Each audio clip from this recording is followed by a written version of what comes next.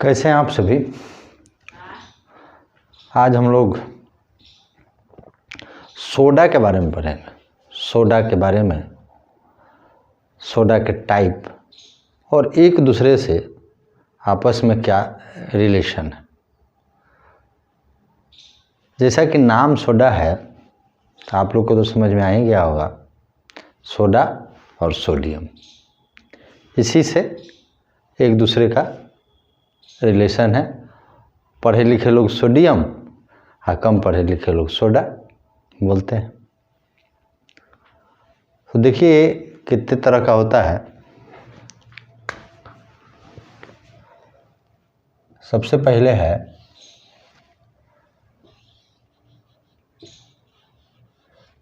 Caustic soda, दूसरा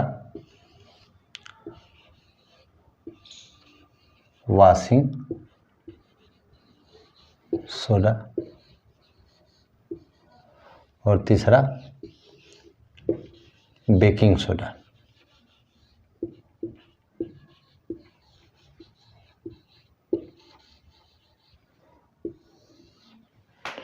ठीक है, इन सब के रासायनिक नाम क्या है, व्यापारिक नाम क्या है और इनका फार्मूला कैसे है और कैसे ये बनता है, इसी के बारे में समझेंगे।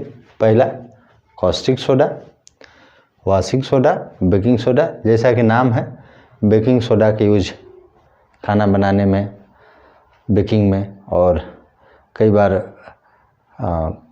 कुछ खाने वाने में पेट में डाइजेशन वगैरह में कुछ दिक्कत होता है तो बेकिंग सोडा का इस्तेमाल भी करते हैं।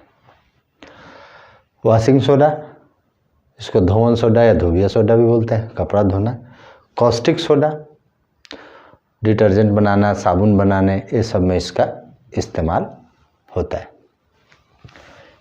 इसका नाम है chemical name sodium hydro oxide. Caustic soda sodium hydro oxide, washing soda sodium carbonate और तीसरा सोडा से सोडियम ही है, सोडियम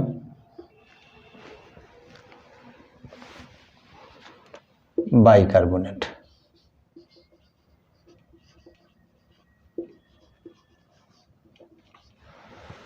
ठीक है, अभी सोडियम और फास्फोरस दो मेटल्स ऐसे हैं, Na और P, ये दो मेटल्स हैं, लेकिन इनका जितना काम है ना वो नॉन मेटल जैसा है। ये अपने आप में अपवाद है, इनका काम बहुत अद्भुत है। आप लोग देखिएगा कि जैसे किसी अच्छे घर में नालायक लोग भी हो जाते हैं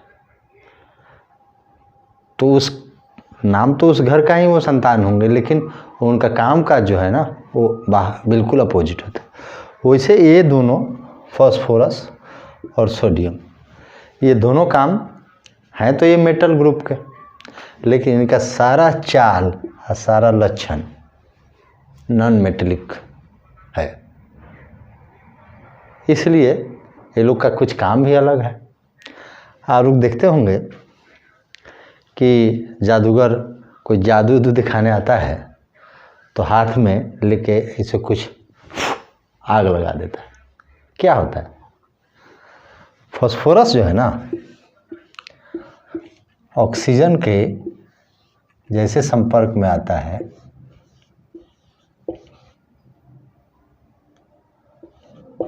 P2O5 बनाता है और वो जलने लगता है। तो हम लोग कहते हैं जादू हो गया, जादू हो गया, लेकिन हुआ क्या?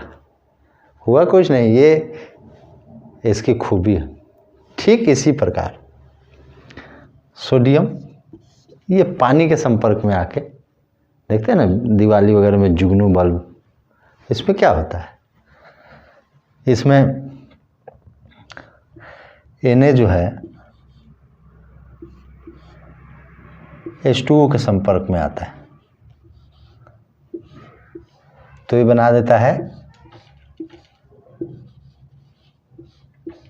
Caustic soda, sodium hydroxide plus hydrogen gas. ठीक है, ये क्या है, यही है कॉस्टिक सोडा। तो ये पता चल गया ना इन दोनों नॉन मेटेलिक बुद्धि के क्यों हैं, क्योंकि इनका अलग ही कमाल है, फास्फोरस का और सोडियम का। खिलाड़ी टाइप के जादूगर मैजिशियन के लिए ही काम आते हैं।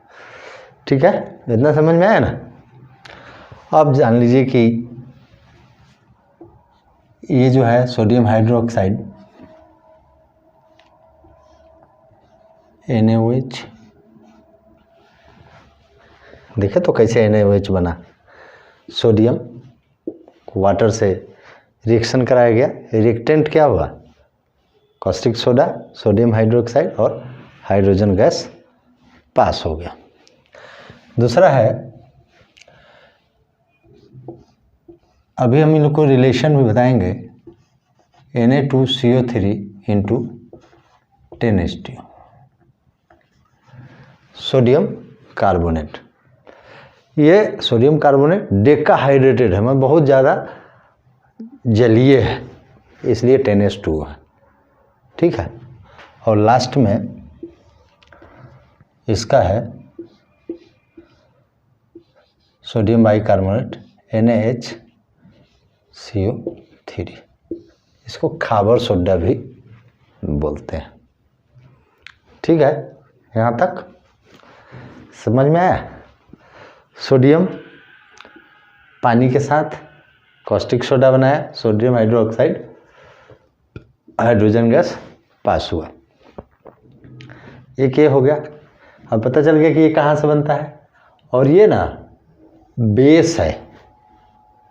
अभी एसिड बेस जब पढ़ेंगे तो समझ में भी आएगा कि एसिड और बेस किस तरह के एक्शन करके दोनों मिल के सॉल्ट बनाते हैं, न्यूट्रलाइज करते हैं। जितना प्लस उतना माइनस तो काटेगा। ठीक है, अब इसको थोड़ा सा मिटाते हैं।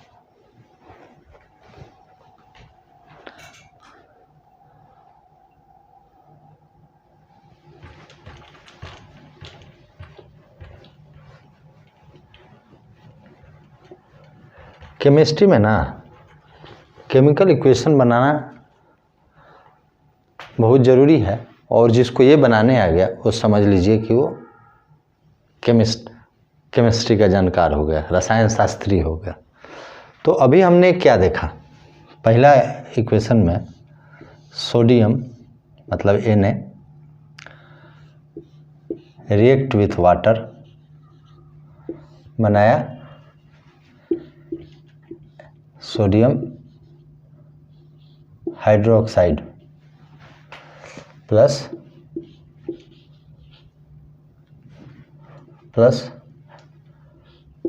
हाइड्रोजन, हो गया। अब देखिए, इसलिए बोला था ना कि इनका रिलेशन समझना है। अब NaOH बन गया यहाँ से। अब NaOH को कार्बन डाइऑक्साइड के से रिएक्शन कराएंगे तो रिएक्टेंट क्या होगा, Na2CO3। अब मन में आप लोग का सवाल उठता होगा, ये यहाँ Na1 है, यहाँ Na2 है, इसका क्या मतलब। तो ये जो है ना, ये वैलेंसी है, संयोजकता, जो क्लास 9 में है। हम अगली वीडियो में आपको बता देंगे कि किसी भी चीज़ का वैलेंसी कैसे निकालते हैं, 1 2 3 किस किस तरह से वैलेंसी होता है। तो ये होता है, अब प्लस H2O रिलीज होगा। तो ये तो सोडियम कार्बोनेट तो है, लेकिन क्या हाइड्रेटेड है पूरे तरह से, जबकि फार्मूला डेका हाइड्रेटेड है। तो यहाँ अगर Na2CO3 को प्लस 10H2O माने पूरा जलीय करना है, तो ये हो जाएगा आपका Na2CO3 इंटू 10H2O, ये बन जाएगा। अब नंबर्स ऑफ एटम गिन के और बैलेंस करने तो आता ही होगा भाई, जितना इधर होगा उतना इधर होगा। कंजर्वेशन ऑफ मास कि जितना इधर नंबर्स ऑफ एटम होगा उतना इधर होगा। तो आप लोग बैलेंसिंग करना तो जानते होंगे, कर लीजिएगा, ठीक है। उसके बाद अब ये तो बन गया, इससे देख ही लिए कि ये कैसे बना, सोडियम हाइड्रोक्साइड से। फिर सोडियम कार्बोनेट कैसे बना। अब सोडियम कार्बोनेट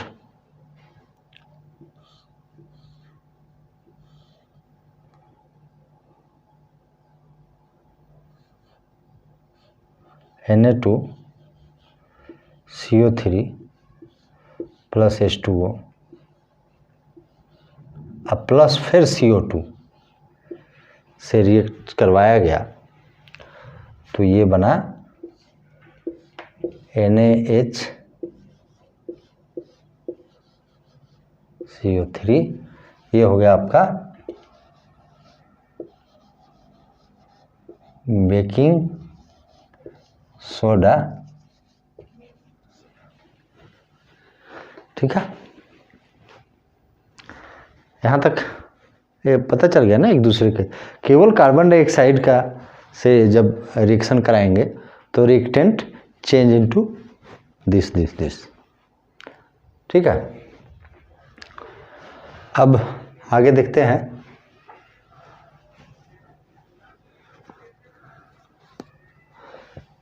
ये वाला मिटा लेते हैं, मिटाना तो पड़ेगा ही।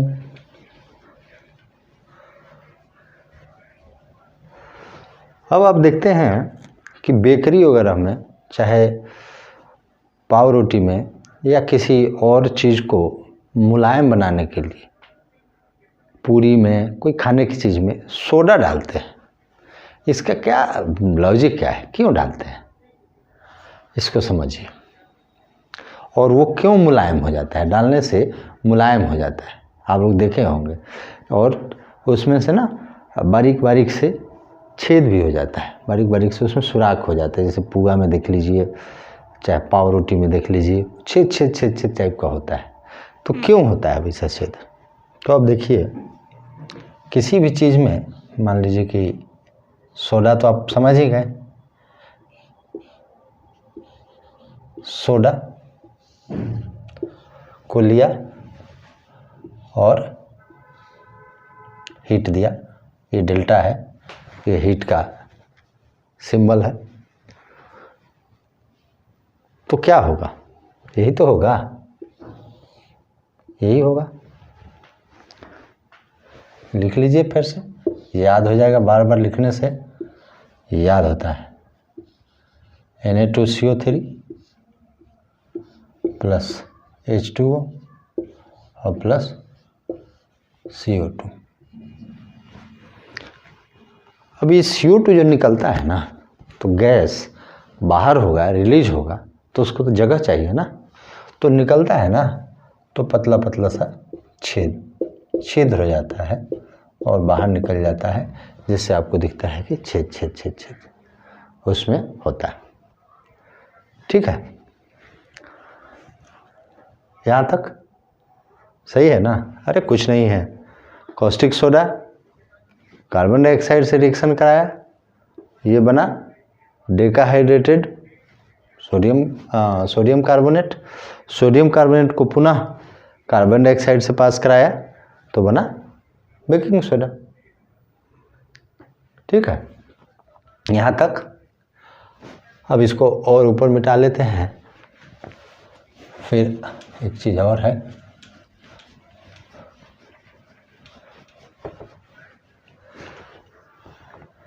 अब जैसे एक चैप्टर पढ़ेंगे ना तो कोई भी चीज़ को रिलेट करके देखिएगा ना तो उसमें ज़्यादा समझ आएगा किसी भी चीज़ को।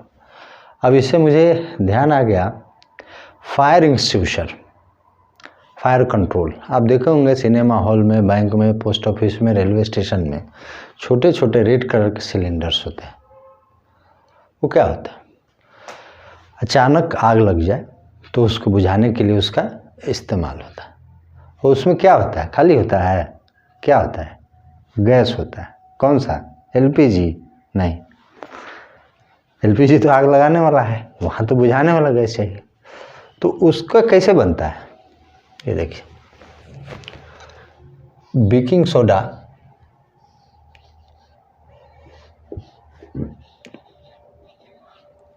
को सल्फ्यूरिक एसिड से, किंग ऑफ एसिड, पता है ना, किंग ऑफ एसिड बोलते हैं, सल्फ्यूरिक एसिड से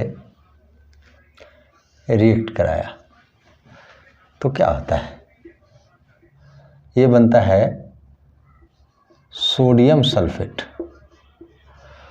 अब जब पढ़िएगा टाइप ऑफ केमिकल रिएक्शन का तो उसमें डिस्प्लेसमेंट, डबल डिस्प्लेसमेंट, उनके टाइप जो है उसी में ये क्या है, ये डबल डिस्प्लेसमेंट रिएक्शन है। इसके सॉल्ट को ये ले लिया, ठीक है ना। और इसका किस तरह से होता है, कोई कितना कोई इफ़ेक्टिव है, ज़्यादा इफ़ेक्टिव है, वो उनको ले लेगा, उनके सॉल्ट को ले लेगा और अपना छोड़ देगा। तो ये इसको ले लिया तो ये हो गया Na2SO4, बचा क्या, H2O, और क्या बचा, CO2। अब देख लीजिए, आग बुझाने के लिए आपको पता ही है पानी जरूरी है, जरूरी है, कार्बन डाइऑक्साइड बहुत ज़रूरी है, क्योंकि ऑक्सीजन नहीं होना चाहिए, ऑक्सीजन रहेगा तो जलाने वाला है, बुझाने वाला तो ये है, कार्बन डाइऑक्साइड होगा तो ये बुझाएगा, ये भी बुझाएगा। और ये जो है ना सोडियम सल्फेट, ये झाग झाग टाइप का निकलता है, ये भी बुझाने का काम करता है। यही कारण है कि ये तीनों बहुत बढ़िया फायर कंट्रोल का काम करते हैं, इसलिए ये इनका रिएक्ट करके ये उसमें रिएक्शन कराया जाता है और ये गैसेस काम करते हैं फायर एक्सटिंग्विशर के लिए, ठीक है। तो ये है, ये चीज़ें समझना ज़रूरी है। और अगले वीडियो में हम वैलेंसी का वीडियो बना देंगे कि ये इनका वैलेंसी यहाँ Na था, ये भाई साहब के पास 2 आ गया, क्या है ये, कुछ तो होगा, तो इनके बारे में हम लोग बताएंगे। बाकी अगले वीडियो में आप लोग अच्छे से पढ़िए, स्वस्थ रहिए, मस्त रहिए। धन्यवाद।